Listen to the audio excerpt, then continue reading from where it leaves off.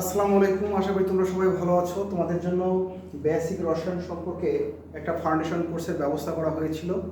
সেখানে 6টা ক্লাস ছিল। এই 6টা ক্লাস বলেছিলাম যে এটা তোমাদের ভিত্তি করতে অনেক সহায়তা করবে এবং এইচএসসির যে কেমিস্ট্রি আছে সেটা বুঝতে অনেক সহায়তা করবে। তো তোমরা এটা অনেকে মিস করেছো, যার ফলে তোমাদের আবেদন ছিল যে যাতে এইটা একটু ভিডিও আকারে তোমাদেরকে দেয়া যায়। তো আজকে সেরকমই একটা তোমাদেরকে টিউটোরিয়াল নিয়ে আসছি। এখানে পরপর 6টা ক্লাস তোমাদেরকে আমি ভিডিও আকারে দিয়ে দেবো।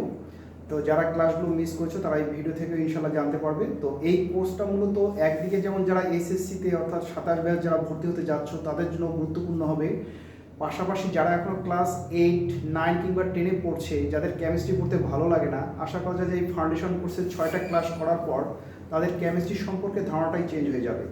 তো আজকে আমরা যে টপিকগুলো নিয়ে আলোচনা করব, আমরা একটু ফাউন্ডেশন কোর্সের যদি টপিকগুলো একটু দেখি তাহলে দেখব এখানে আমাদের মোটামুটি ফাউন্ডেশন কোর্সে কী কী থাকবে তার একটা ডিটেলস একটা আউটলাইন দেওয়া আছে।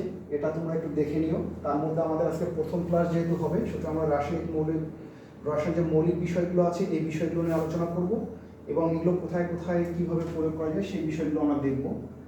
আর যেহেতু আজকে প্রথম ক্লাস, তো এখানে মূলত যে বিষয়টা নিয়ে আলোচনা করা হবে সেটা হচ্ছে রসায়নের মৌলিক বিষয়গুলো। আর পর্যায়সী সম্পর্কে বিস্তারিত আলোচনা থাকবে এবং এই পর্যায়সী কোথায় প্রয়োগ করা যায়, কীভাবে প্রয়োগ করা যায় সেই বিষয়গুলো নিয়ে আলোচনা থাকবে।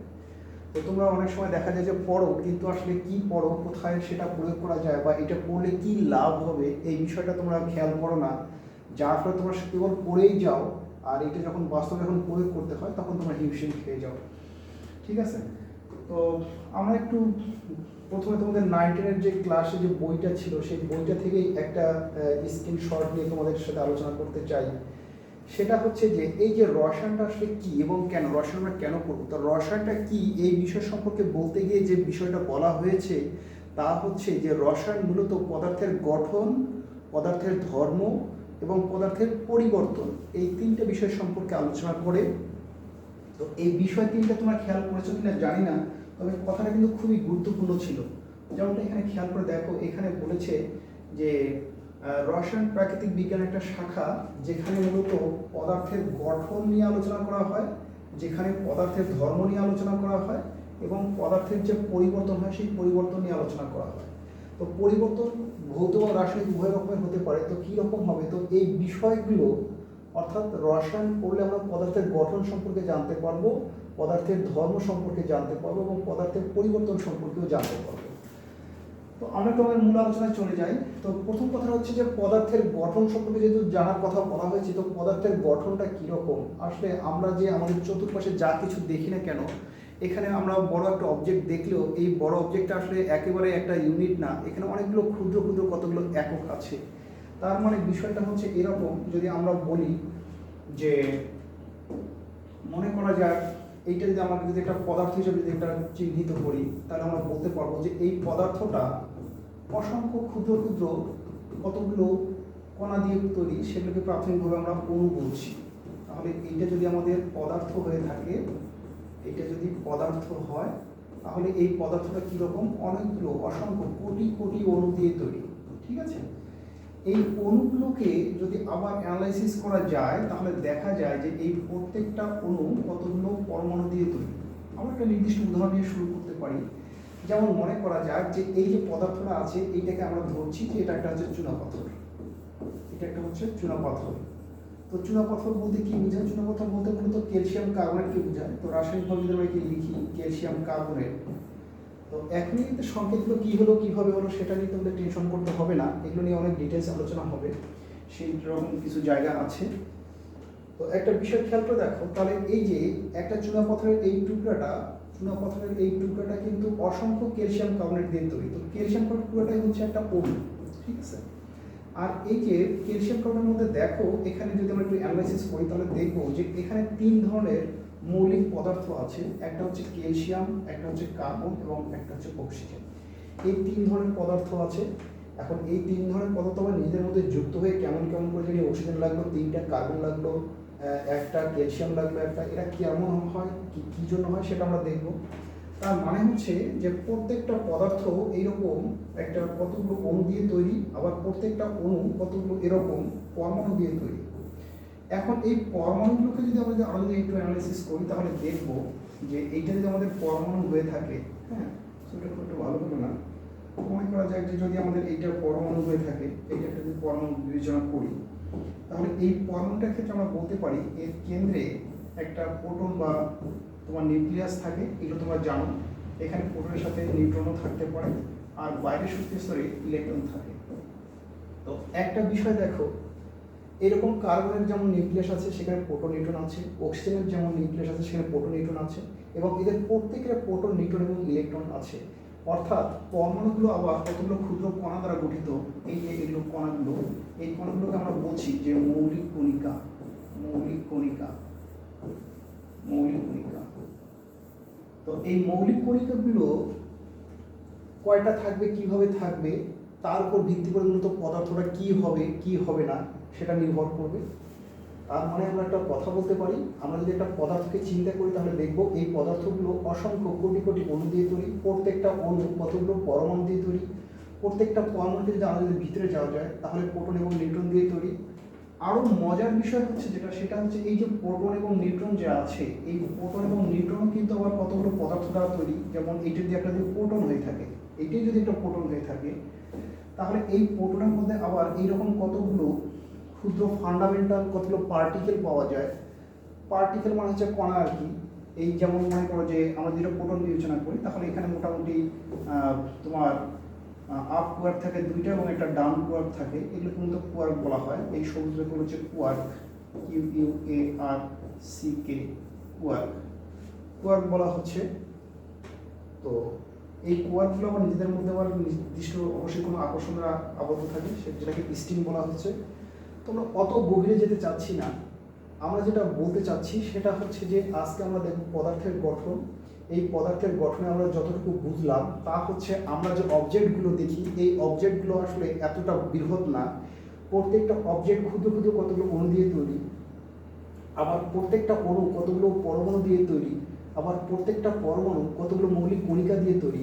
প্রত্যেকটা মৌলিক কণিকা ইলেকট্রন বাদ দিলে দেখা যাচ্ছে যে কতগুলো আবার ক্ষুদ্র ক্ষুদ্র পার্টিকেল দ্বারা তৈরি। এটা হচ্ছে পার্টিকেল, হ্যাঁ পার্টিকেল, পার্টিকেল। এই পার্টিকেলগুলো আবার কোয়ার্ক হচ্ছে। একইভাবে প্রোটন যেমন 3টা পার্টিকেল দ্বারা তৈরি, নিউট্রন 3টা পার্টিকেল দ্বারা তৈরি, এগুলোকে কোয়ার্ক বলা হচ্ছে। নিউট্রন যেমন 2টা ডাউন কোয়ার্ক থাকে, একটা আপ কোয়ার্ক থাকে। তো এইগুলো এইভাবে মিলে একটা পদার্থ তৈরি হয়। এখন এই পদার্থগুলোর মধ্যে এমন যদি হয় যে মনে করা যায় যে আমরা এই পদার্থটাকে বিশ্লেষণ করব, এই পদার্থটাকে আমরা বিশ্লেষণ করব, তো করে দেখা যাচ্ছে যে আমরা এরকম ভিন্ন ভিন্ন পরমাণু না পেয়ে একই জাতীয় পরমাণু পাচ্ছি। ঠিক আছে, যেমনটা মনে করা যায় যে এইটা মনে করা, এটা হচ্ছে গোল্ডের টুকরা, অর্থাৎ একটা সোনার একটা টুকরা বা সোনার একটা বার। এটা যদি সোনার যদি বার হয়ে থাকে, তাহলে যদি আমরা এইটাকে যদি অ্যানালাইসিস করি তাহলে এখানে কিন্তু আমরা এইরকম দেখা যাচ্ছে যে অণু পাবো না। তবে এই পরমাণুগুলো পরস্পরের সাথে যেহেতু যুক্ত থাকে, পরমাণুগুলো যুক্ত থাকলে মূলত এটাকে অণু বা আণবিক গুচ্ছ হিসেবে বিবেচনা করা যায়। মূলত এখানে ধাতব বন্ধনের মাধ্যমে এরা যুক্ত থাকে, তাই একে অণু না বলতে পারলে অন্তত আমরা বলতে পারবো এখানে এইটা যদি একটা আমাদের গোল্ডের যদি একটা বার হয় বা গোল্ডের টুকরা হয়, সোনার টুকরা হয়, তাহলে এটাকে অ্যানালাইসিস করে কেবল আমরা সোনাই পাবো, তাছাড়া কিছু পাবো না। তো এইরকম যদি কোনো পদার্থকে যদি বিশ্লেষণ করলে বা অ্যানালাইসিস করলে কেবল এক জাতীয় পদার্থ ছাড়া আর অন্য কোনো পদার্থ পাওয়া যায় না, তখন এই পদার্থগুলোকে মূলত বলা হচ্ছে মৌলিক পদার্থ। তার মানে গোল্ড একটা হচ্ছে মৌলিক পদার্থ, এটা একটা মৌলিক পদার্থ। আচ্ছা, কিন্তু যদি এইরকম এই টুকরাটা যদি একটা চুনাপাথরের টুকরা হতো, অর্থাৎ যেটা আমরা প্রথমে দেখিয়েছি চুনাপাথরের টুকরা হতো, আর একে যখন আমরা বিশ্লেষণ করছি তখন আমরা দেখছি যেখানে ক্যালসিয়াম, কার্বন এবং অক্সিজেন এইরকম ভিন্ন ভিন্ন মৌলিক পদার্থ পাওয়া যাচ্ছে, তখন এটাকে আমরা বলবো মূলত যৌগিক পদার্থ। তো শুধু আমরা বলতে পারি যদি কোনো পদার্থ এমন হয় যে কেবল একটা মাত্র মৌলিক পদার্থ দিয়ে তৈরি, তখন এই পদার্থটাকে মূলত বলা হবে মৌলিক পদার্থ। আর যদি অনেকগুলো মৌল মিলে, অর্থাৎ একাধিক প্রকারের মৌল মিলে যখন একটা পদার্থ তৈরি হবে, তখন এটাকে আমরা বলবো যৌগিক পদার্থ। অর্থাৎ যৌগিক পদার্থ হচ্ছে একাধিক মৌলের সম্মিলন, আর মৌলিক পদার্থ হচ্ছে এক জাতীয় অসংখ্য কোটি কোটি মৌলের সম্মিলন, এটা একটা বিষয়। তো আমি একটু পরবর্তীতে চলে যাই, সেটা হচ্ছে যে পরমাণুর গঠন। আমরা যেমনটা এর আগে দেখছিলাম এখানে, যে একটা পরমাণুতে কেন্দ্রে মূলত একটা নিউক্লিয়াস থাকে যেখানে প্রোটন এবং নিউট্রন থাকে, আর এই প্রোটন এবং নিউট্রন এর বাইরে কতগুলো কক্ষপথ বা শক্তি স্তর থাকে সে সম্পর্কে আমরা পরে জানবো, শক্তি স্তর কী জিনিস, কেন হয়, কীভাবে হয়। বাইরে ইলেকট্রন থাকে, অর্থাৎ নিউক্লিয়াসকে কেন্দ্র করে ইলেকট্রনগুলো কতগুলো নির্দিষ্ট কক্ষপথে আবর্তনত অবস্থায় থাকে। এইটাই হচ্ছে মূলত পরমাণুর গঠন। তো এইটাই যদি আমরা যদি একটু কাট করে যদি একটু উপাসে যদি একটু নিয়ে যাই, হ্যাঁ, আমরা যদি এইটাকে যদি একটু উপাসে একটু নিয়ে যাই, তাহলে আমরা একটা কথা বলতে পারি, সেটা হচ্ছে এরকম, এই যে পদার্থটা যে আছে, এটা যেটা পদার্থই হোক না কেন, তার যে পরমাণুগুলো আছে সেই পরমাণুগুলোতে পরমাণুর একটা বেসিক যে গঠনটা হচ্ছে সেটা হচ্ছে এরকম। পরমাণু নিউক্লিয়াসে প্রোটন এবং নিউট্রন থাকবে, অবশ্য কেবল হাইড্রোজেনের নিউট্রন থাকে না, শুধু প্রোটন থাকে। আবার হাইড্রোজেন বলতে প্রোটিয়ামে শুধু থাকে না, হাইড্রোজেন আবার যে আইসোটোপ আছে সেখানে থাকে। তো যাই হোক, আমরা একসাথে অনেকগুলো ব্যতিক্রম আলোচনা করতে চাই না, আমরা ধীরে ধীরে একটু সিস্টেমেটিক ওয়েতে একটু যেতে চাই, জানার পর আমরা ধীরে ধীরে বাড়াবো, সমস্যা নেই। তো এই যে পরমাণুটা যে আছে, এই পরমাণুটাতে নিউক্লিয়াসে যে প্রোটন এবং নিউট্রন থাকে এবং বাইরের সাথে যে ইলেকট্রন থাকে, তো এই প্রোটন এবং নিউট্রন এবং এই ইলেকট্রন এদের সংখ্যার উপর ভিত্তি করে কিন্তু পরমাণুটা কী হবে বা তার ধর্ম কেমন হবে সে সম্পর্কে কিন্তু আমরা ধারণা পাবো।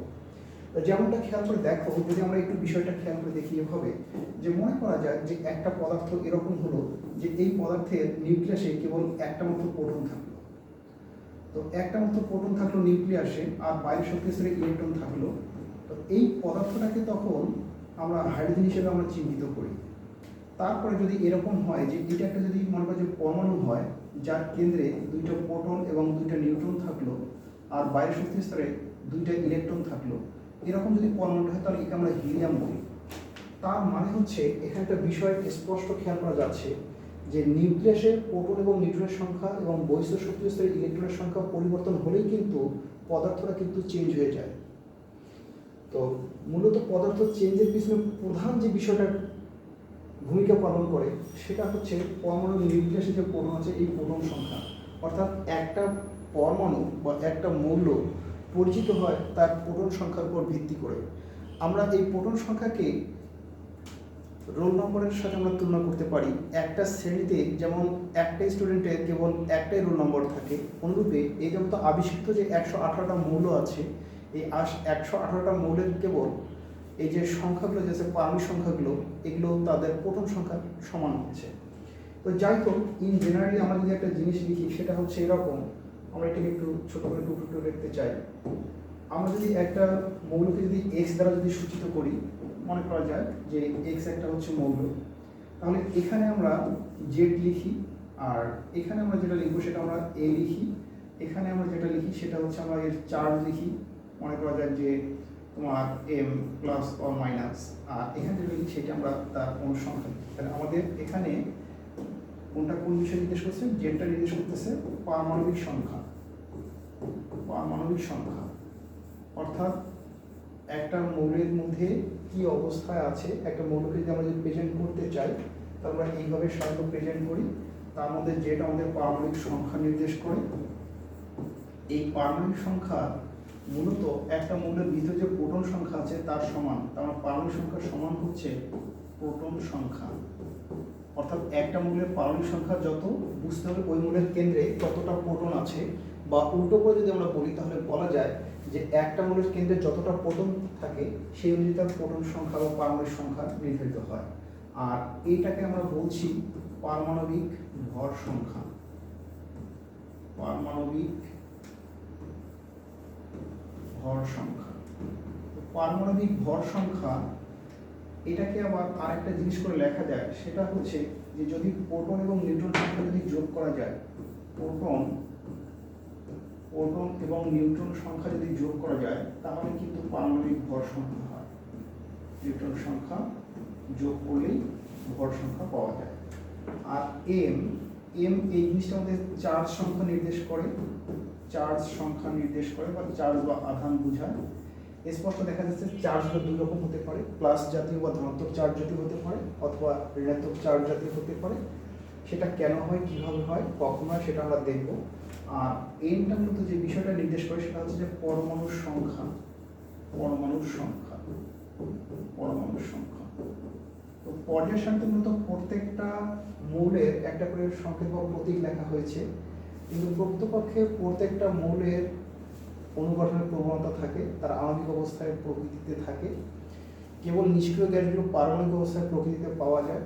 তাহলে আমরা এটুকু খেয়াল রাখবো যে একটা পরমাণুর গঠনের বেসিক স্ট্রাকচার হচ্ছে এই যে এর নিউক্লিয়াসে প্রোটন এবং নিউট্রন সংখ্যা থাকে, আর বাইরের শক্তি স্তরে ইলেকট্রন সংখ্যা থাকে।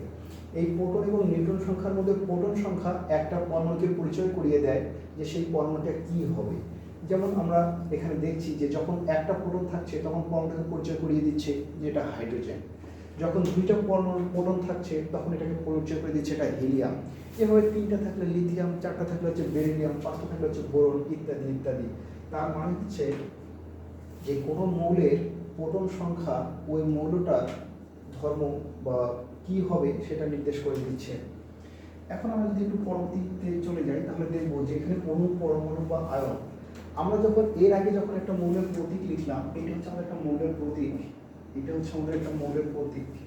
এই টোটাল এই জিনিসটা এটাকে একটা মৌলের প্রতীক হিসেবে আমরা চিন্তা করতে পারি। এটা হচ্ছে একটা মৌলের প্রতীক। তো এই যে মৌলের প্রতীকটা যে আছে, এই প্রতীকের মধ্যে আমরা একটা বিষয় খেয়াল করে দেখছি যে এই মৌলটাকে যখন প্রেজেন্ট করা হচ্ছে তখন কতগুলো এখানে তোমার সিম্বল ব্যবহার করা হচ্ছে। জেড পারমাণবিক সংখ্যা নির্দেশ করছে, এ পারমাণবিক ভর সংখ্যা নির্দেশ করছে, পারমাণবিক সংখ্যা আবার প্রোটন সংখ্যার সমান, আবার পারমাণবিক ভর সংখ্যা প্রোটন এবং নিউট্রন সংখ্যার সমান, আর এম এর পাশে প্লাস নির্দেশ চার্জ দেওয়া হচ্ছে, এন পরমাণু সংখ্যা নির্দেশ করছে। তো যদি আমরা একটু খেয়াল করে দেখি তাহলে দেখবো যে এই যে পরমাণুগুলো যে আছে, এই পরমাণুগুলো মিলে কিন্তু আবার অণু তৈরি হয়। যেমন আমরা যখন দেখছি তখন আমরা এভাবে শুধু দেখছি যে এইটা মনে করা যাক, আমরা দেখছি যে এখানে একটা প্রোটন আছে নিউক্লিয়াসে আর বাইরে একটা ইলেকট্রন আছে, তখন আমরা এটাকে হাইড্রোজেন হিসেবে দেখছি। তো বিষয়টা হচ্ছে যে এইটা হাইড্রোজেনের একটা পরমাণু, এবং হাইড্রোজেনটা কখনোই এভাবে থাকে না। এই হাইড্রোজেন মূলত আর একটা হাইড্রোজেনের সাথে যুক্ত অবস্থায় থাকে, অর্থাৎ এইভাবে একটা হাইড্রোজেন আরেকটা হাইড্রোজেনের যুক্ত অবস্থায় থাকে। তার মানে হচ্ছে যে হাইড্রোজেনটা এই অবস্থায় থাকে। তাহলে যখন একাধিক পরমাণু একত্রে রাসায়নিক বন্ধনের মাধ্যমে যুক্ত থেকে একটা যৌগ গঠন করে তখন এটাকে বলা হচ্ছে অণু। এখন এই অণুটা যদি একই জাতীয় মৌল দ্বারা গঠিত হয় তখন এটাকে বলা হচ্ছে মৌলিক অণু। যেমন এটা একটা হচ্ছে মৌলিক অণু। এখন আমরা নতুন শুনে থাকতে পারো। তাহলে একটা বিষয় হচ্ছে যে প্রকৃতিতে আমরা কেবল নিষ্ক্রিয় গ্যাসগুলো বাদ দিয়ে বাকি যতগুলো মৌলকে দেখি, এই মৌলগুলো কিন্তু আসলে একটা আমরা পর্যায়সারণীতে যেভাবে দেখি সেভাবে প্রকৃতিতে থাকে না। এরা নিশ্চয়ই কারোর সাথে বন্ধনে আবদ্ধ হয়ে বিদ্যমান থাকে। তো এই বন্ধনে যখন আবদ্ধ হয় তখন যদি পরমাণুগুলো বা এই পরমাণুগুলো যখন নিজেদের মধ্যে যখন যুক্ত হয়ে যখন অণু গঠন করে তখন এগুলো মৌলিক অণু। যেমন হাইড্রোজেন একটা হচ্ছে মৌলিক অণু। তারপর যেমন আমরা যদি বলি তাহলে বলবো যে ওজোন O3, এখানে তো 3টে অক্সিজেন একত্রে যুক্ত হয়ে একটা মৌলিক অণু গঠন করেছে। আবার এরকমটাও হতে পারে যেমন হচ্ছে সালফার S8, 8টা সালফার মিলে একটা অণু গঠন করেছে। আবার ফসফরাসের ক্ষেত্রে যদি বলি যে 4টা ফসফরাস মিলে একটা অণু গঠন করে। এগুলো সবই হচ্ছে মৌলিক অণু। কেন মৌলিক অণু? কারণ এই অণুগুলোকে যদি আমরা অ্যানালাইসিস করি তাহলে আমরা দেখব যে কেবল ওই পরমাণুগুলো অর্থাৎ এক জাতীয় পরমাণু ছাড়া একাধিক প্রকারের পরমাণু আমরা পাবো না। কিন্তু অণুগুলো যে সবসময় যে এরকমটা হবে এমনটা নাও হতে পারে। যেমন আমরা আমাদের অতি পরিচিত একটা যৌগ, যেমন হচ্ছে পানি খাচ্ছি H2O। এখানে আমরা যদি একটু অ্যানালাইসিস করে দেখি তাহলে দেখব যে এখানে আমাদের 2টা হাইড্রোজেন এবং একটা অক্সিজেন আছে। এই যে 2টা হাইড্রোজেন এবং একটা অক্সিজেন বন্ধনে আবদ্ধ হয়ে এই যৌগটা গঠন করেছে, এইটাকে তাই বলা হচ্ছে যৌগিক অণু। তাহলে আমাদের এখানে এটা হচ্ছে যৌগিক অণু। এটা কেন যৌগিক অণু হচ্ছে? যৌগিক অণু এই জন্য হচ্ছে যে আমরা যদি এই অণুটাকে বিশ্লেষণ করি তাহলে আমরা একাধিক প্রকারের আমরা পরমাণু পাবো। তাহলে একটা কথা বলা যায় যে অণু মানেই হচ্ছে একাধিক পরমাণুর সম্মিলন। এখন এই একাধিক পরমাণুগুলোর প্রত্যেকে যদি একই রকম হয় তাহলে সেটা হবে মৌলিক অণু। কিন্তু যদি এই একাধিক পরমাণুগুলো যদি ভিন্ন ভিন্ন হয়, দুই বা ততোধিক প্রকারের হয়, তখন সেটা হবে যৌগিক অণু। যেমন পানি একটা হচ্ছে যৌগিক পদার্থ। তো এই হচ্ছে মোটামুটি অণু এবং পরমাণুর কনসেপ্ট। এখন আমরা যদি একটু আয়নের বিষয়টা দেখি, আয়নের বিষয়টা খুবই ইন্টারেস্টিং। আয়নটা আমাদের ভালো করে একটু দেখতে হবে। আয়নটা আসলে কি? আয়নটা হচ্ছে যে এই যে মৌলিক যে পরমাণুগুলো যে আছে, এই পরমাণুগুলো যখন চার্জ যুক্ত হয়ে যায়, পরমাণুগুলো যখন চার্জ যুক্ত হয়ে যায়, তখন মূলত সেটাকে আয়ন বলা হয়, আয়ন বা মূলক বলা হচ্ছে। এখন এই চার্জ যুক্ত হবে, চার্জটা কিভাবে যুক্ত হয়? আসলে চার্জ যুক্ত হয় না, চার্জ সৃষ্টি হয়ে যায়। কিভাবে চার্জ সৃষ্টি হয়ে যায়? একটা আবার ছোট্ট করে একটু খেয়াল করে দেখি। যেমন মনে করা যায় যে এখানে সোডিয়াম আছে। এই অবস্থায় আমরা জানি যে সোডিয়ামের পারমাণবিক সংখ্যা হচ্ছে 11। তো যেহেতু সোডিয়ামের পারমাণবিক সংখ্যা 11, সুতরাং বলা যেতেই পারে যে এই সোডিয়ামের প্রোটন সংখ্যা হচ্ছে 11টি। এখন 11টা প্রোটন আছে, এদের প্রত্যেকের চার্জকে যদি আপেক্ষিক চার্জকে যদি আমরা +1 বিবেচনা করি, তাহলে আমরা এর চার্জটা মোটামুটি +11 বিবেচনা করতে পারি। এখন যেহেতু আমাদের এখানে দেখা যাচ্ছে যে এই সোডিয়ামের উপরে প্লাস কিংবা মাইনাস কোনো চার্জই নাই, ঠিক আছে, সুতরাং আমরা বলতে পারি যে এটা আমাদের একটা চার্জ নিরপেক্ষ পরমাণু। মানে এই সোডিয়াম যখন চার্জ নিরপেক্ষ পরমাণু হবে, তখন নিশ্চয়ই বুঝতে হবে যে এখানে যতটা প্রোটন আছে ঠিক ততটা ইলেকট্রনও আছে বটে। তার মানে এখানে ইলেকট্রন সংখ্যাটা হচ্ছে 11টি। এখন 11টা ইলেকট্রনের চার্জ, প্রত্যেকের আপেক্ষিক চার্জ যদি 1 করে হয়, তাহলে 11টার জন্য হচ্ছে -11। আর প্রোটনের ক্ষেত্রে প্রত্যেকটা আপেক্ষিক চার্জ +1 হওয়ার কারণে এদের হচ্ছে +11। তো +11 এবং -11 যদি আমরা যোগ করে ফেলি, মানে একটা চার্জ আর একটা চার্জ দেখো প্রশমিত করে দিচ্ছে, যার কারণে কিন্তু এখানে আমরা কোনো চার্জ দেখছি না, মানে প্লাস মাইনাস কিছু দেখছি না। এই অবস্থায় এটা একটা পরমাণু আছে, বেশ ভালো কথা। এখন এই পরমাণু থেকে, অর্থাৎ এই সোডিয়াম থেকে যদি একটা ইলেকট্রন চলে যায়, তাহলে দেখো এখানে সোডিয়াম প্লাসে পরিণত হয়। এইটা কিভাবে হয় আমরা খুবই সুন্দরভাবে হিসেব করতে পারি। তো এখানে সোডিয়ামের কি হয়েছে? সোডিয়ামের বহিস্থ শক্তি স্তর থেকে একটা ইলেকট্রন চলে গেছে। তো শক্তি স্তর কি, বহিস্থ শক্তি স্তর কি, সেগুলো আপাতত বলতে চাচ্ছি না। তো মনে করা যাক যে এখান থেকে একটা ইলেকট্রন চলে গেছে। কিন্তু একটা বিষয় খেয়াল করে দেখো তো, এই যে নিউক্লিয়াসে যে 11টা প্রোটন ছিল, এই 11টা প্রোটন কি কোনো চেঞ্জ হয়েছে? নিউক্লিয়াসে কিন্তু কোনো পরিবর্তন হয়নি। তো নিউক্লিয়াসে যদি পরিবর্তন না হয়ে থাকে, তাহলে আমরা বলতে পারি যে সোডিয়ামে যেভাবে প্রোটন সংখ্যা ছিল 11টা, একইভাবে আশা করা যায় সোডিয়াম প্লাসের মধ্যেও প্রোটন সংখ্যা হচ্ছে 11টা, এবং প্রত্যেকটা চার্জ 1 একক করে হলে +11 একক হচ্ছে। কিন্তু একটা বিষয় খেয়াল করে দেখো, এই সোডিয়াম যখন নিরপেক্ষ ছিল তখন সেখানে 11টা ইলেকট্রন ছিল, কিন্তু এখান থেকে যখন একটা ইলেকট্রন চলে যাবে, অর্থাৎ একটা ইলেকট্রন যখন চলে যাবে, হ্যাঁ, একটা ইলেকট্রন যখন চলে যায়, তখন এখানে ইলেকট্রন সংখ্যা হয় কিন্তু 10টা ইলেকট্রন হয়। তা 10টা ইলেকট্রনের চার্জ প্রত্যেকে যদি -1 করে যদি আমরা আপেক্ষিক চার্জ বিবেচনা করি, -10 হচ্ছে। এই বছর আমরা যদি একটু যোগ করি, তাহলে দেখো যোগ করে কিন্তু +1 হচ্ছে। তার মানে হচ্ছে যে যখন এই সোডিয়াম থেকে একটা ইলেকট্রন চলে যায়, তখন যে ঘটনাটা ঘটে সেটা হচ্ছে যে এখানে যতগুলো প্রোটন থাকে তার চেয়ে একটা ইলেকট্রন কম থাকে। তো এই যে যতগুলো প্রোটন থাকে তার চেয়ে একটা ইলেকট্রন কম থাকে, ইলেকট্রন কম থাকলে হচ্ছে ধনাত্মক চার্জ, ইলেকট্রন বেশি থাকলে হচ্ছে ঋণাত্মক চার্জ। তা এই জন্য যেহেতু একটা ইলেকট্রন চলে গেছে, তাই 1+ হয়েছে। এই 1+টা আমরা কিন্তু এর মাথার উপরে কিন্তু তুলে দিয়েছি। তাহলে আমরা যখন কোনো চার্জ দেখব, তখন আমরা এটা মনে রাখবো দুইটা বিষয়। প্রথম বিষয়টা হচ্ছে, যদি আমরা ধনাত্মক চার্জ দেখি, যদি আমরা ধনাত্মক চার্জ দেখি থাকি, তাহলে আমরা এটা বিবেচনা করব, ধনাত্মক চার্জ হলে প্রোটন সংখ্যা বেশি, প্রোটন সংখ্যা বেশি কার চেয়ে? অবশ্যই ইলেকট্রনের চেয়ে প্রোটন সংখ্যা বেশি, ঠিক আছে। আচ্ছা, আর যদি ঋণাত্মক চার্জ হয়, তাহলে প্রোটন সংখ্যাটা কম হয়, প্রোটন সংখ্যা কম। তো যেহেতু প্রোটনের কোনো পরিবর্তন হয় না, তাই আমার মনে হয় যে এই কথাটাকে আমরা এইভাবে যেমন বলতে পারি, পাশাপাশি আমরা মনে হয় আর একটা বিকল্প উপায়ে বলতে পারি। সেটা হচ্ছে যে যদি প্লাস চার্জ হয়, আমরা একটু অন্য কালি দিয়ে লিখি, যদি প্লাস চার্জ হয় তাহলে বুঝতে হবে যে ইলেকট্রন সংখ্যা কম আছে, ইলেকট্রন সংখ্যা কম আছে।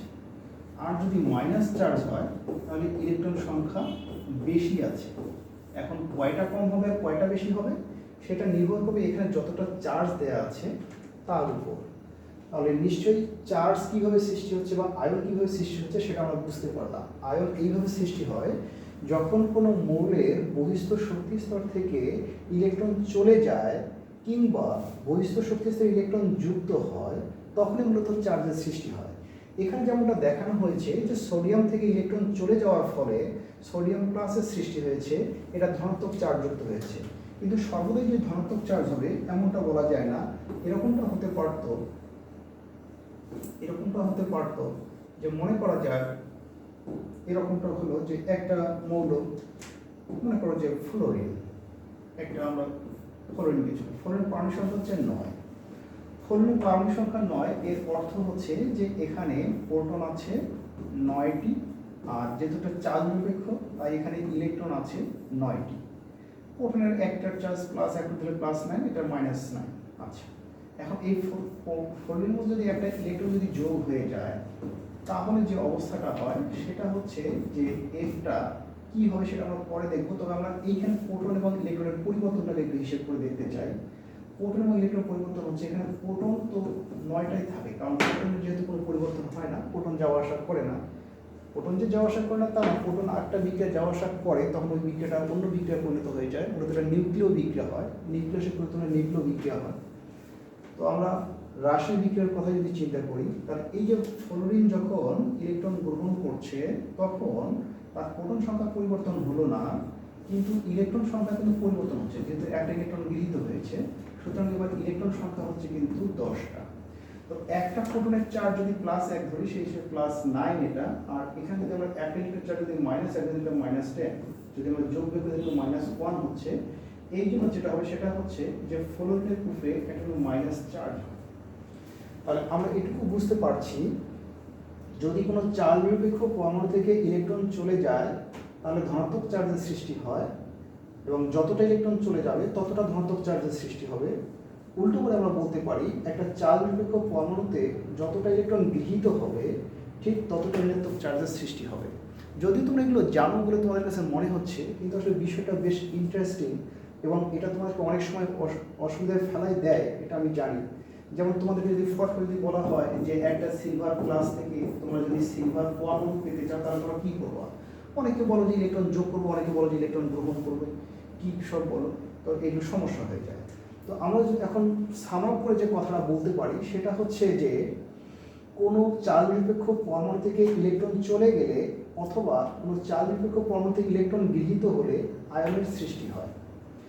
এক্ষেত্রে কি হয়? এক্ষেত্রে যদি কোনো পরমাণু থেকে যদি ইলেকট্রন চলে যায় তাহলে ধনাত্মক আয়নের সৃষ্টি হয়, আর কোনো চার্জ নিরপেক্ষ পরমাণু যদি ইলেকট্রন যুক্ত হয় তাহলে ঋণাত্মক আয়নের সৃষ্টি হয়। এই ধনাত্মক ও ঋণাত্মক আয়ন আসলে চার্জ আসলে কী বোঝায়? এটা বোঝায় যে এখানে যতটা প্রোটন আছে তার চেয়ে একটা ইলেকট্রন কম আছে, বা উল্টো করে বলা যায় এখানে যতটা ইলেকট্রন আছে তার চেয়ে একটা প্রোটন বেশি আছে বলে একটা প্লাস চার্জ হয়েছে। আর এখানে যদি আমরা বলি এখানে যতটা প্রোটন আছে তার চেয়ে একটা ইলেকট্রন বেশি আছে, ফলে এটা একটা মাইনাস চার্জ হয়েছে। এখন মনে করা যায় যে বলা হলো যে এইখানে আসলে কি হচ্ছে, যেমন মনে করা যে বলা হলো যে ইউরেনিয়াম 3+। এখন এই ইউরেনিয়াম 3+ বলতে বোঝাচ্ছে যে এখানে আমরা প্রোটন ইলেকট্রন কিছু বলতে চাই না, শুধু এটুকু বলতে চাই যে এখানে যতগুলো প্রোটন আছে তার চেয়ে 3টা ইলেকট্রন কম আছে, অর্থাৎ 3টা ইলেকট্রন চলে গেছে, যার ফলে কিন্তু ইউরেনিয়াম 3+ হয়েছে। আর তোমার যদি মাইনাস হতো, যেমন মনে করা যায় যে কথা ধরো যে সালফার 2- হলো, এখানে এটুকু বোঝা যাচ্ছে এখানে আমার প্রোটন কয়টা আছে ইলেকট্রন কয়টা আছে সেটা না বললেও অন্তত এটুকু বলতে পারবো যে এখানে যতগুলো প্রোটন আছে তার চেয়ে 2টি ইলেকট্রন বেশি আছে।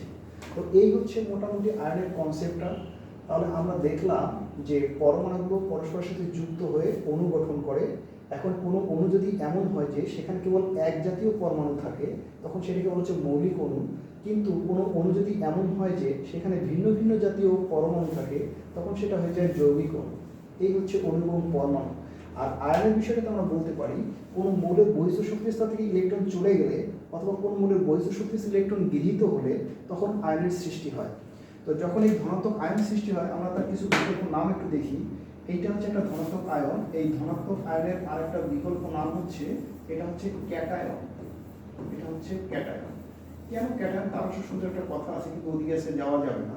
ক্যাটায়ন, আর যদি ঋণাত্মক চার্জ যুক্ত হয় তাহলে এইটাকে বলতে পারি আমরা অ্যানায়ন। তাহলে ঋণাত্মক চার্জগুলোকে বলা হচ্ছে অ্যানায়ন, আর ধনাত্মক চার্জগুলোকে বলা হচ্ছে ক্যাটায়ন। এই ধনাত্মক এবং ঋণাত্মক চার্জ যে বিষয়টা নির্দেশ করে সেটা হচ্ছে এখানে প্রোটন এবং ইলেকট্রনের আপেক্ষিক যে পরিমাণটা সেটা নির্দেশ করে। তো এই ক্ষেত্রে যখন আমরা প্লাস চার্জ দেখব তখন আমরা বুঝবো যেখানে ইলেকট্রন কম আছে, প্রোটন বেশি আছে। জয়টা ধনাত্মক চার্জ থাকবে, যেহেতু প্রোটন ধনাত্মক চার্জযুক্ত, জয়টা ধনাত্মক চার্জ থাকবে, আমরা ধরে নেব যে ইলেকট্রনের চেয়ে ততটা প্রোটন বেশি আছে। অন্যদিকে যখন আমরা ঋণাত্মক চার্জ দেখব তখন আমরা বুঝবো যে প্রোটনের চেয়ে ইলেকট্রনের সংখ্যা বেশি আছে, এবং যতটা ঋণাত্মক চার্জ দেখব আমরা এটা মনে করে নেব যে এখানে ততটা ইলেকট্রন বেশি আছে। তো ইলেকট্রন সংখ্যা বেশি হয়, ইলেকট্রন গৃহীত হলে ইলেকট্রন সংখ্যা বেশি হয়। এখন একটা বিষয় খেয়াল করে দেখো, এইটাতে কি বোঝাচ্ছে, এটাতে এটুকু বোঝাচ্ছে যে এখানে কয়টা প্রোটন আছে আমরা তা জানি না। সে প্রোটন যদি থাকে এক্স, তাহলে এখানে অবশ্যই ইলেকট্রন সংখ্যা কত হবে, এখানে ইলেকট্রন সংখ্যা হবে এক্স এর চেয়ে এক কম, হচ্ছে এক্স মাইনাস ওয়ান। এখন এইখানে যদি আমরা প্রোটন এবং ইলেকট্রন যদি সমান করতে চাই, অর্থাৎ এখানে প্রোটন যদি আমরা এক্স করতে চাই, ইলেকট্রন যদি আমরা এক্স করতে চাই, তাহলে আমাদের কি করতে হবে? তাহলে যেটা করতে হবে, এইখানে আমাদেরকে একটা ইলেকট্রন কিন্তু এখন যোগ করে দিতে হবে। যেহেতু প্রোটনের চেয়ে একটা ইলেকট্রন কম আছে, সুতরাং আমাদের একটা ইলেকট্রন যদি এখানে যোগ করে দেই, তাহলে তখন কিন্তু আমাদের এখানে ইলেকট্রনের সংখ্যাও কিন্তু এক্স হয়ে যাবে। ইলেকট্রনের সংখ্যাটা তখন আমাদের এক্স হয়ে যাবে। আর যখন প্রোটন এবং ইলেকট্রনের সংখ্যা যখন সমান হয়ে যাবে তখন কিন্তু চার্জ নিরপেক্ষ হয়ে যাবে, অর্থাৎ কোনো চার্জ থাকবে না। তো আশা করি তোমরা বুঝেছো, বেশি বললে আবার বোরিং ফিল করতে পারো, ওটা সম্পর্কে আর না বলি। এখন আমাদের আজকের মূল যে আকর্ষণের বিষয়টা, যে জায়গাটা নিয়ে আমরা ডিটেলস আলোচনা করব, সেটা হচ্ছে পর্যায় সারণী। পর্যায় সারণী কি? এই যে আমরা আমাদের পূর্বের যে স্লাইডগুলোতে যে দেখলাম, বিভিন্ন মৌলগুলোকে দেখলাম, কখনো সোডিয়াম, কখনো ফ্লোরিন, কখনো হাইড্রোজেন, কখনো অক্সিজেন, কখনো সালফার, কখনো ফসফরাস। তো এইরকম প্রকৃতিতে প্রাপ্ত এই যাবত মৌলের সংখ্যা হচ্ছে 118টি। যদিও 127টি আবিষ্কার করা হচ্ছে, তবে অনুমোদনের অপেক্ষায় কিছু থাকার কারণে আমরা ধরে নিতে পারি এই যাবত আবিষ্কৃত মৌলের সংখ্যা হচ্ছে 118টি। এই 118টি মৌল নিজেদের মধ্যে বা অন্যের সাথে যুক্ত হয়ে বিভিন্ন রকমের যৌগ গঠন করে, এই যৌগগুলো বিভিন্ন রকমের পদার্থ গঠন করে, আর আমরা এই পদার্থগুলো আমাদের আশেপাশে দেখি। তো এই 118টা মৌল আছে, যদি আমরা আলাদা আলাদা করে তাদের ধর্ম বা বৈশিষ্ট্য যদি আমরা ব্যাখ্যা করতে চাই, তাহলে আমাদের জন্য এটা খুবই কষ্টসাধ্য হবে, সহজে মনে রাখা যাবে না। তো এই বিষয়টা থেকে উত্তরণের জন্য যে কাজটা করা হয়েছে সেটা হচ্ছে মৌলসমূহকে তাদের ধর্মের উপর ভিত্তি করে একই রকম ধর্মযুক্ত মৌলগুলোকে একই কলামে রেখে একটা সারণী বা একটা তালিকা প্রস্তুত করা হয়েছে। এই তালিকার বা সারণীটাই হচ্ছে মূলত পর্যায় সারণী। এটাকে পর্যায় বলার কারণ হচ্ছে যে একটা নির্দিষ্ট সময় পর পর একই যেহেতু মৌলগুলো একই রকম ধর্ম প্রদর্শন করে, তো কেন করে, কিভাবে করে, সেটা আমরা পরের স্লাইডে দেখব। তাহলে আমরা এটুকু বলতে পারি যে এ যাবত আবিষ্কৃত 118টি মৌলকে কতগুলো তাদের ধর্মের উপর ভিত্তি করে কতগুলো কলাম এবং সারিতে সাজানো হয়েছে। এই কলাম এবং সারিতে সাজানোর ফলে যে তালিকাটা পাওয়া গিয়েছে, এটাকে মূলত বলা হচ্ছে পর্যায় সারণী। তো পর্যায় সারণীতে আমরা একটা বিষয় খেয়াল করে দেখি, সেটা হচ্ছে এরকম, এই যে উপর থেকে নিচ যে যৌগগুলো আছে, মৌলগুলো আছে, এই মৌলগুলো হচ্ছে একই গ্রুপভুক্ত মৌল। এইটা হচ্ছে কলাম, একই কলামের মৌল, একটা কলাম। আর অর্থাৎ উপর থেকে নিচে এদিকে যে কলামটা আছে এটা হচ্ছে কলাম, আর বাম থেকে ডানে এটা হচ্ছে আমাদের বাম পাশ, এখান থেকে ডান দিকে এটাকে বলা হচ্ছে সারি, এটাকে বলা হচ্ছে সারি। তো আমরা যদি একটু দেখি তাহলে দেখবো এই কলামের সংখ্যা হচ্ছে 1 থেকে শুরু করে 18 পর্যন্ত। এখানে হচ্ছে 2টা, মাঝখানে হচ্ছে 10টা, 10 আর 2 12টা, এখানে হচ্ছে 6টা, 12 হচ্ছে মোট 18টা। এই 18টা কলাম, তাহলে আমরা এই যাবত যে 118টি মৌলকে পেয়েছি, এই 118টি মৌলকে কতগুলো কলামে এবং সারিতে ভাগ করেছি। কলামগুলো কোনগুলো? উপর থেকে নিচটাকে বলা হচ্ছে কলাম, আর বাম থেকে ডানটাকে বলা হচ্ছে সারি বা পর্যায়। এটাকে বলা হচ্ছে সারি বা পর্যায়। তাহলে এখানে কলামের সংখ্যা, কলাম বা এটাকে আমরা গ্রুপ বলতে পারি, এটাকে গ্রুপ বলা যেতে পারে। তাহলে এইরকম গ্রুপের সংখ্যা হচ্ছে 18টি, গ্রুপ হচ্ছে 18টি। আর পর্যায় বা সারি হচ্ছে স্পষ্ট দেখা যাচ্ছে 1 2 3 4 5 6 7টি। তার মানে এই যাবত আবিষ্কৃত 118টি মৌলকে 18টি গ্রুপে এবং 7টি পর্যায়ে ভাগ করা হয়েছে। এই যে 18টি গ্রুপ এবং 7টি পর্যায়ে যে ভাগ করা হলো, কেন করা হলো, কিভাবে করা হলো, এই বিষয়টা বুঝতে গেলে পর্যায় সারণীর মূল ভিত্তিটা আলোচনা করতে হবে।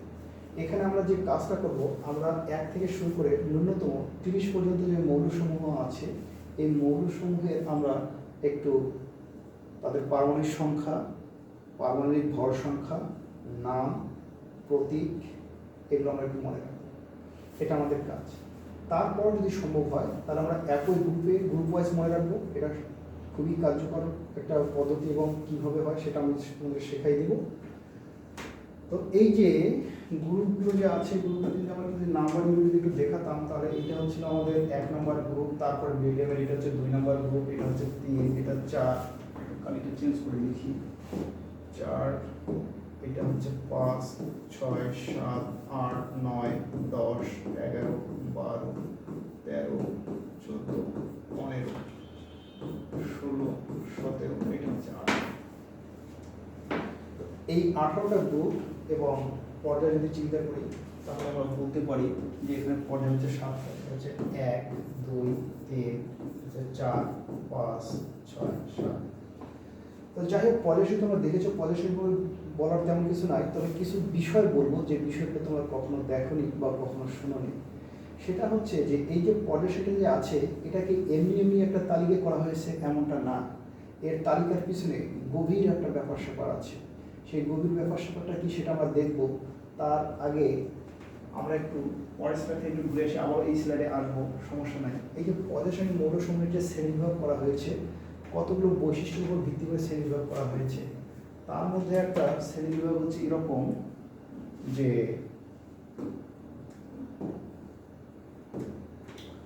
প্রথমটা হচ্ছে তোমার ধাতু অধাতুর উপর ভিত্তি করে, অর্থাৎ ভৌত অবস্থার উপর ভিত্তি করে। ভৌত অবস্থা, তো ভৌত অবস্থার উপর ভিত্তি করে একে মোটামুটি 3 ভাগে ভাগ করা যায়। আমরা যদি লিখি তাহলে দেখব যে এখানে ধাতু আছে, তারপরে তোমার অধাতু আছে, এবং আর এক প্রকার যেটাকে বলা হচ্ছে অপধাতু আছে। তো ভৌত অবস্থার উপর ভিত্তি করে যে ভাগটা করা হয়েছে তাতে ধাতুর সংখ্যা হচ্ছে 92টি। ধাতুর সংখ্যা হচ্ছে 92টি, অধাতুর সংখ্যা হচ্ছে কারো কারোর মধ্যে 19টি, কারো কারোর মধ্যে 20টি, আর অপধাতুর সংখ্যা হচ্ছে কারো কারোর মধ্যে 6টি এবং কারো কারোর মধ্যে 7টি। তো যাদের মধ্যে অপধাতু 6টি, তাদের মধ্যে অধাতু হচ্ছে 20টি, আর যাদের মতে অপধাতু হচ্ছে 7টি, তাদের ক্ষেত্রে অধাতু হচ্ছে 19টি। এখন যদি আমরা একটু যোগ করি তাহলে এরকম আমরা বলতে পারি যে 92 যোগ হচ্ছে 6 যোগ হচ্ছে 20 সমান হচ্ছে 118টি, অথবা 92 যোগ 7 যোগ তোমার 19, এটা মিলে হচ্ছে 118। তো এই 118টি মৌলের মধ্যে ধাতু তাহলে কতটি? ধাতু 92টি, অপধাতু হচ্ছে 6টি অথবা 7টি, আর অধাতু হচ্ছে 20টি অথবা 19টি। কোন অধাতুটার সাথে অপধাতুর সমস্যা হচ্ছে সেটা আমরা পরে দেখব। তো এটা একটা আমাদের ভাগ, আমরা এই ভাগটাকে এখানে একটু সরাই রাখতে চাই।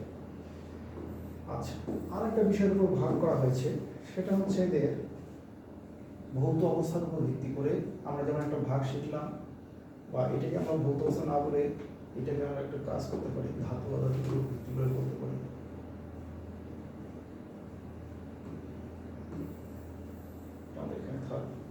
এটাকে আমরা ভাগ করি ধাতু অধাতুর উপর ভিত্তি করে, ধাতু অথবা অধাতু। ধাতু অথবা অধাতুর উপর ভিত্তি করে এদেরকে মোটামুটি এরকম 3টা ভাগে ভাগ করা হচ্ছে। আর ভৌত অবস্থার উপর ভিত্তি করে একে 3 ভাগে ভাগ করা যায়। তার মধ্যে একটা হচ্ছে গ্যাসীয়, তারপর হচ্ছে তরল এবং কঠিন। তো এগুলো কিন্তু ভাগ করার ক্ষেত্রে মূল ভাগ করাটা হচ্ছে অন্য একটা বিষয়ের উপর ভিত্তি করে, গ্যাসীয়, তরল হচ্ছে আর হচ্ছে কঠিন। এর মধ্যে তরল হচ্ছে 4টি, 4টির মধ্যে মূলত ধাতু হচ্ছে তোমার 3টি, আর অধাতু হচ্ছে 1টি। ধাতু 3টি হচ্ছে মূলত মার্কারি আর সিজিয়াম এবং হচ্ছে ফ্রান্সিয়াম, আর অধাতুর মধ্যে যেটা সেটা হচ্ছে ব্রোমিন, এটা হচ্ছে ব্রোমিন। এগুলো হচ্ছে মুখস্থ পড়া। আর গ্যাসীয় পদার্থের মধ্যে যেমন হাইড্রোজেন, হিলিয়াম, লিথিয়াম এরকম যে একটা গ্যাসীয় আছে, তো আমি তালিকাটা একটু দেখে বলি তোমাদেরকে। যেমন গ্যাসীয় পদার্থ আছে 11টি, গ্যাস আছে 11টি। এই 11টি গ্যাসের মধ্যে ম্যাক্সিমামটাই হচ্ছে তোমার নিষ্ক্রিয় গ্যাস, আর বাকিগুলো যেমন হাইড্রোজেন, এরপর এগুলো হচ্ছে নাইট্রোজেন, তারপর হচ্ছে অক্সিজেন, ঠিক আছে, তারপর হচ্ছে ফ্লোরিন, তারপর হচ্ছে হিলিয়াম, নিয়ন, আর্গন, জেনন, তারপর হচ্ছে রেডন, এছাড়াও ক্লোরিন। হ্যাঁ, 1 2 3 4 5 6 7 8 9 10। আরেকটা কে আছে, আরেকটা হচ্ছে তোমার তরল, হাইড্রোজেন, নাইট্রোজেন, অক্সিজেন, ফ্লোরিন, নিয়ন, হিলিয়াম, নিয়ন, আর্গন ও ক্রিপ্টন এরা গেছে, ক্রিপ্টন, জিনন, রেডন, এখানে সিআর আছে, ক্রিপ্টন আছে, ক্রিপ্টন আছে, ঠিক আছে। তো এরকম আর কি মোটামুটি 11টা গ্যাসীয় পদার্থ আছে, আর তোমার 3 আর 4টা তরল অবস্থার আছে, আর বাকিগুলো হচ্ছে তোমার সব পদার্থ কঠিন।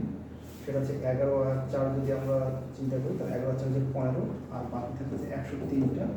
এই 103টা হচ্ছে কঠিন।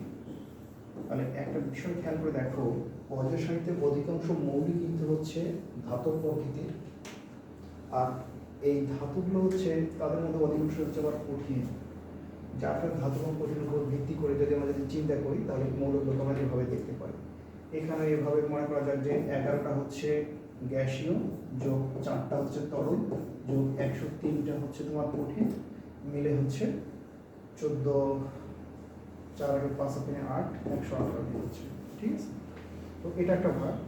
তবে মূল যে বিষয়টা বা যেটা বিষয়ের উপর ভিত্তি করে ভাগ করা হয়েছে সেটা একটু বলে দেই। পর্যায় সারণীর যে মূল ভিত্তিটা হবে, ভিত্তিগুলোর মধ্যে থেকে বলা হচ্ছে যে যেহেতু দেখো এই যে পর্যায় সারণীটাতে যে মৌলগুলোকে যে সাজানো হয়েছে, এই পর্যায় সারণীতে মৌলগুলোকে সাজানোর পিছনে মূল কারণ হচ্ছে একটা বিষয় খেয়াল করে দেখো, সেটা হচ্ছে যে সকল মৌলের যোজ্যতার স্তরে একই সংখ্যক ইলেকট্রন আছে তাদেরকে একই গ্রুপে রাখা হয়েছে।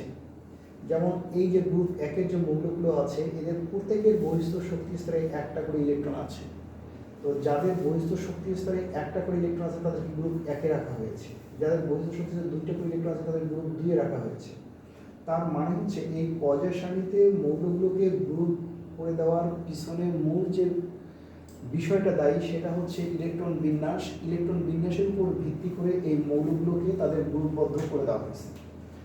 তো আমরা আবারও এখানে ফিরে আসবো, তার আগে আমরা একটু আরেকটা ভাগ দেখি, সেটা হচ্ছে তাহলে এখন ইলেকট্রন বিন্যাসের উপর ভিত্তি করে ভাগ। এইটা হচ্ছে ইলেকট্রন বিন্যাসের ভিত্তিতে এই ভাগটা হচ্ছে সবচেয়ে গুরুত্বপূর্ণ। হ্যাঁ, এবং এটাই আমাদেরকে মনে রাখতে হবে। এগুলো যা একটু অনেকটাই সাধারণ জ্ঞানের মতো কথার কথা, মনে রাখতে পারলে ভালো, না থাকলেও কোনো সমস্যা নেই, ঠিক আছে। তো এইটাকে আমরা একটু দেখবো, সেটা হচ্ছে এরকম যে ইলেকট্রন বিন্যাসের উপর ভিত্তি করে এই মৌলসমূহকে মোটামুটি 4টা গ্রুপে ভাগ করা যায়, মানে 4টা ভাগে ভাগ করা যায়। সেটা কীরকম? প্রথমটা হচ্ছে যে 1 নম্বর হচ্ছে এস ব্লক, ব্লকে ভাগ করা হচ্ছে। ইলেকট্রন বিন্যাসের ভিত্তিতে কী করা হচ্ছে? 4টি ব্লকে ভাগ করা হচ্ছে, 4টি ব্লকে ভাগ করা হচ্ছে। তার মধ্যে একটা হচ্ছে এস ব্লক, 2 নম্বরে হচ্ছে স্বাভাবিক বুঝতে পারছো পি ব্লক, অবশ্যই এস পি ব্লক স্মল লেটারে ব্লক। 3 নম্বরটা হচ্ছে বি ব্লক, 4 নম্বরটা হচ্ছে এফ ব্লক। তো এস ব্লকভুক্ত মৌলের সংখ্যা হচ্ছে 7 7 14টি, পি ব্লকভুক্ত মৌলের সংখ্যা হচ্ছে 36টি, বি ব্লকভুক্ত মৌলের সংখ্যা হচ্ছে 41টি এবং এ ব্লকভুক্ত মৌলের সংখ্যা হচ্ছে 27টি। যদি আমরা ছোট একটা যোগ করি, 7 আর 1 হচ্ছে 8, আর 6 হচ্ছে 14, আর 4 হচ্ছে 18, 8 হাতে হচ্ছে 1 2 1 3 আর 4 7 3 10 আর হচ্ছে 118। এই যে 118টি মৌলকে যখন ব্লক ভিত্তিক ভাগ করা হয়েছে ইলেকট্রন বিন্যাসের ভিত্তিতে, তখন কিন্তু আমরা এরকম 4টা ব্লক পাই। তো কথা হচ্ছে এটা তো আমি মুখস্থ অনেকটাই লিখে ফেললাম, কিন্তু আসলে এর ভিতরের ঘটনাটা কি, এর ভিতরের ঘটনাটা আমি বলছি। তো সেটা হচ্ছে যে আসলে ব্লকটা কীভাবে হচ্ছে। তো ইলেকট্রন বিন্যাস করার সময় কোনো মৌলের সর্বশেষ ইলেকট্রনটা যে অরবিটালে প্রবেশ করে সেই অনুযায়ী তার ব্লক নির্ধারিত হয়। অর্থাৎ যদি কোনো মৌলের ইলেকট্রন বিন্যাস করার সময় সর্বশেষ ইলেকট্রনটা এস অরবিটালে প্রবেশ করে তাহলে সেটা এস ব্লকভুক্ত হবে, যদি পি অরবিটালে প্রবেশ করে তাহলে পি ব্লকভুক্ত হবে, যদি ডি অরবিটালে প্রবেশ করে তাহলে ডি ব্লকভুক্ত হবে, যদি এফ এ প্রবেশ করে তাহলে এফ ব্লকভুক্ত হবে। এখন কথা হচ্ছে কেন এস ব্লকভুক্ত মৌলের সংখ্যা 14টি, কেন পি ব্লকের সংখ্যা 36টি, কেন ডি ব্লকের 41টি এবং এফ ব্লকের 27টি এবং কীভাবে, সেটা আমরা একটু দেখব। এটা দেখার জন্য আমরা আবার পূর্বের যে পর্যায়সারিটা ছিল সেখানে ফিরে যাই। এই পর্যায়সারিতে একটা বিষয় খেয়াল করে দেখো, আমরা যদি দেখি তোমাদের যাদের ইলেকট্রন বিন্যাস সম্পর্কে ন্যূনতম জ্ঞান আছে, অর্থাৎ তোমরা যারা আবহাওয়ার উপর ভিত্তি করে ইলেকট্রন বিন্যাস করেছো তারা খুব সহজে বুঝতে পারবে, আশা করা যায় ইনশাআল্লাহ কোনো সমস্যা হবে না। সেটা হচ্ছে দেখো যে এস অরবিটালে একটা অরবিটালে মূলত সর্বোচ্চ 2টি ইলেকট্রন থাকতে পারে, সেই হিসাবে এস অরবিটালে সর্বোচ্চ ইলেকট্রন থাকে 2টি। এস অরবিটালে যেহেতু 2টি ইলেকট্রন থাকে তাই এদের জন্য যে গ্রুপ, সেই গ্রুপের সংখ্যা হচ্ছে এদের হচ্ছে 2টি, গ্রুপ হচ্ছে 2টি। কোন 2টা গ্রুপ? তার মধ্যে একটা গ্রুপ হচ্ছে গ্রুপ 1 এবং গ্রুপ 2, এই দুটি হচ্ছে তাদের গ্রুপ। অর্থাৎ এই যে গ্রুপ 1 মানে এই গ্রুপটা এবং গ্রুপ 2 এই গ্রুপটা, এই দুইটা গ্রুপ হচ্ছে এস গ্রুপভুক্ত মৌলের গ্রুপ। শুধু এইখান থেকে এই হিলিয়ামটা যে আছে, এই হিলিয়ামটা শুধু এস ব্লকের অন্তর্ভুক্ত হবে, যদি এটা ওই পাশে রাখা আছে। তবে এখন এইখানে দেখো এস অরবিটালে সর্বাধিক 2টি ইলেকট্রন থাকতে পারে, ফলে তার জন্য গ্রুপ বরাদ্দ হচ্ছে 2টা, গ্রুপ 1 এবং 2। এখন 2টা গ্রুপ আর 7টা যেহেতু পর্যায়, প্রথম থেকে যেহেতু এস অরবিটালে ইলেকট্রন আছে, তো 7টা পর্যায়ে 7 গুণ হচ্ছে 2 সমান হচ্ছে 14টা। এই জন্য 2টা গ্রুপ গুণন হচ্ছে 7টি পর্যায় সমান হচ্ছে 14টি। এই জন্য এস ব্লকভুক্ত মৌলের সংখ্যা হচ্ছে কিন্তু 14টি। ইন্টারেস্টিং বিষয়।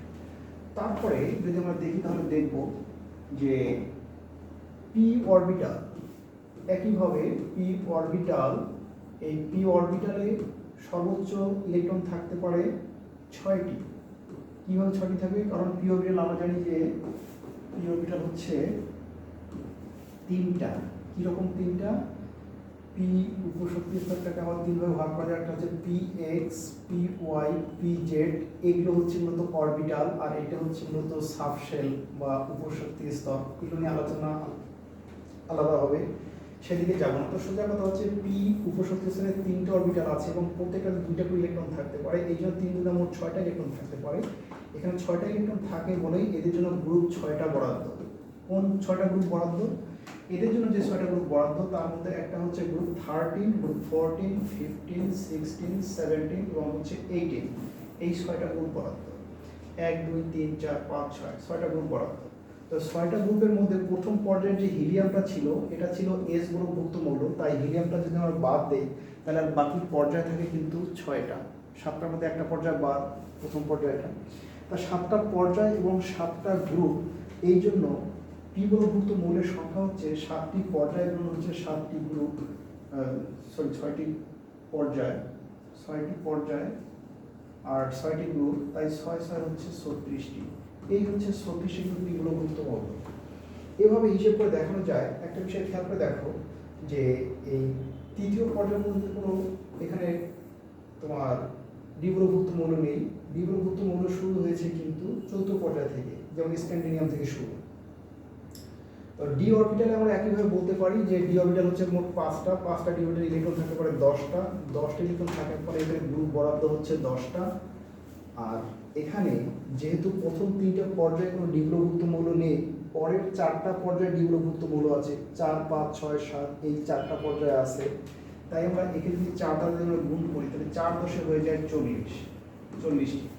তো এইখানে ছোট্ট একটা টুইস্ট আছে, সেটা হচ্ছে যে আমরা যদি এই যে তোমার তৃতীয় গ্রুপের 6ষ্ঠ পর্যায়ে যদি দেখি তাহলে এখানে তোমার ল্যান্থেনাম আছে, আর ল্যান্থেনাম থেকে শুরু করে এখানে তোমার লুটেশিয়াম পর্যন্ত, এখানে ল্যান্থেনাম থেকে লুটেশিয়াম পর্যন্ত, এগুলো মধ্যে এই শুধু ল্যান্থেনামটা এইটা হচ্ছে শুধু ডি গ্রুপভুক্ত মৌল, আর বাকি 1 2 3 4 5 6 7 8 9 10 11 12 13 14, এই 14টা হচ্ছে কিন্তু এর গ্রহভুক্ত মৌল। এখানে 14টা হচ্ছে এর গ্রহভুক্ত মৌল। কিন্তু সমস্যা হচ্ছে সপ্তম পর্যায়ে যে এই জায়গাটা আছে, এখানে যে অ্যাক্টিনিয়াম থেকে লরেনসিয়াম পর্যন্ত আছে, তো এইখানে অ্যাক্টিনিয়াম এবং থোরিয়াম এই দুইটাই হচ্ছে ডি গ্রহভুক্ত মৌল। তাহলে ষষ্ঠ পর্যায়ের তৃতীয় গ্রুপে শুধু ল্যান্থার নামটা হচ্ছে ডি গ্রহভুক্ত মৌল, কিন্তু সপ্তম পর্যায়ে অ্যাক্টিনিয়াম এবং থোরিয়াম এই দুইটা ডি গ্রহভুক্ত মৌল হওয়ার কারণে এখানে বাকি ডি গ্রহভুক্ত মৌলের সংখ্যার সাথে 1 যোগ করতে হচ্ছে, মানে হচ্ছে 41টা। আর তাই যদি হয় তাহলে প্রথম দুইটা বাদ দিলে বাকি যে থাকে 13টা, এই 13টা হচ্ছে ডি গ্রহভুক্ত মৌল, এবং 13 আর 14 যোগ করলে হচ্ছে 27টা। অর্থাৎ এফ অরবিটালে সর্বোচ্চ 14টা ইলেকট্রন থাকতে পারে। সেই হিসেবে দুইটা পর্যায়ে 14 দুগুণা 28টা ইলেকট্রন থাকার কথা থাকলেও থোরিয়ামটা মূলত তোমার ওই ডি ব্লকে চলে যাওয়ার কারণে ডি ব্লকের একটা ইলেকট্রন একটা মৌলের সংখ্যা বেড়ে যায় এবং এ ব্লকের একটা মৌলের সংখ্যা কমে যায়, এরকমটা আর কি এখানে হিসেব নিকেশ হয়। তো বিষয়টা হচ্ছে যে এই যে আমরা নিচে যে 15টা যে মৌলকে আলাদা করে দেখছি, এটা হচ্ছে ষষ্ঠ পর্যায়ে আর এটা হচ্ছে সপ্তম পর্যায়ে। এইটাকে আমরা একটা বিস্কুটের প্যাকেটের সাথে তুলনা করতে পারি।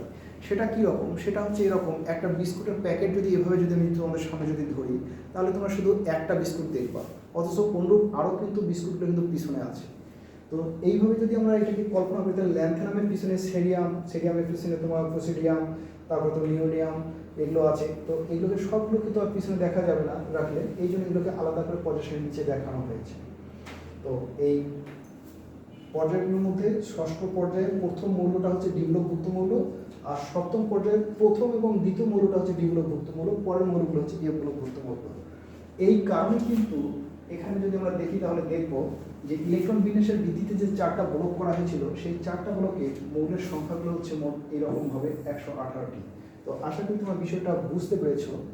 এখন একটা বিষয় হচ্ছে যে এখানে কতগুলো ধর্ম বা বৈশিষ্ট্য পাওয়া যায়। এই বৈশিষ্ট্যের জন্য আমরা আবার এটা একটু ফিরে আসি, যে জিনিসটা তোমরা কখনো শুনে আসনি সেটা একটু মনে হয় যে বলা উচিত।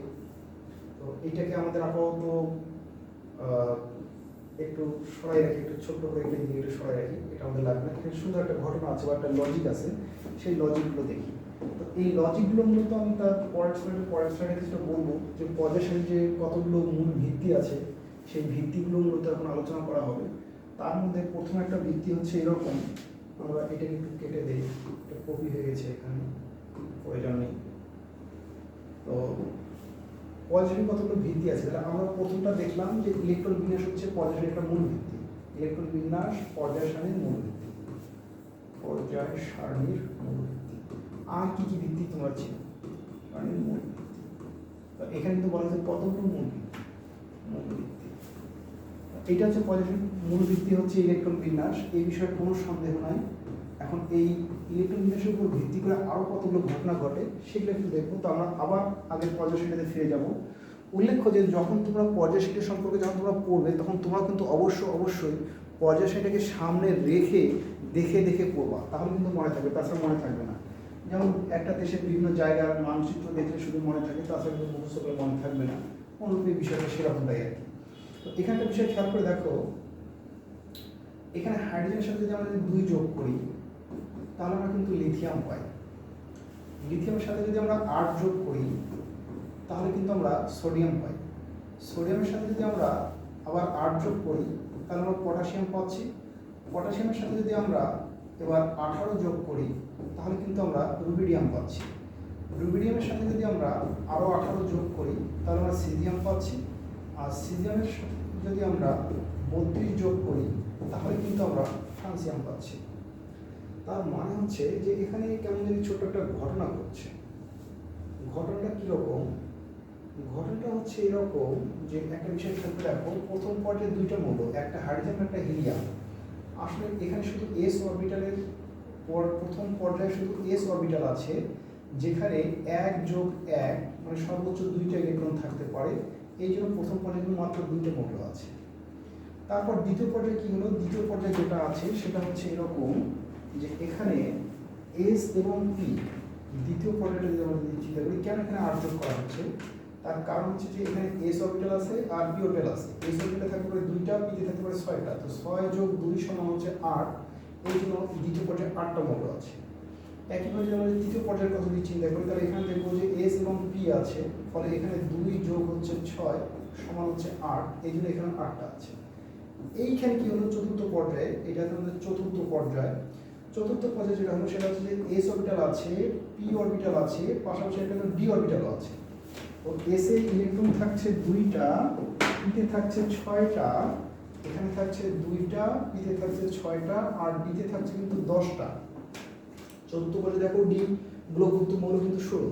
এখানে 1 2 3 4 5 6 7 8 9 10, এই যে নীল যে জায়গাটুকু আছে এটাতে 10টা কিন্তু গ্রুপ আছে। 1 2 3 4 5 6 7 8 9 10, এই 10টা আছে। যার এখানে ডি অরবিটালে কিন্তু 10টা ইলেকট্রন থাকে বলে কিন্তু তাদের কিন্তু 10টা গ্রুপ বরাদ্দ। আমি যেটা এখানে বলেছিলাম যে ডি অরবিটালে সর্বাধিক 10টা ইলেকট্রন থাকতে পারে বলেই তাদের গ্রুপ 10টা বরাদ্দ, এবং 4টা পরে থাকবে 4 × 10 = 40 ছিল।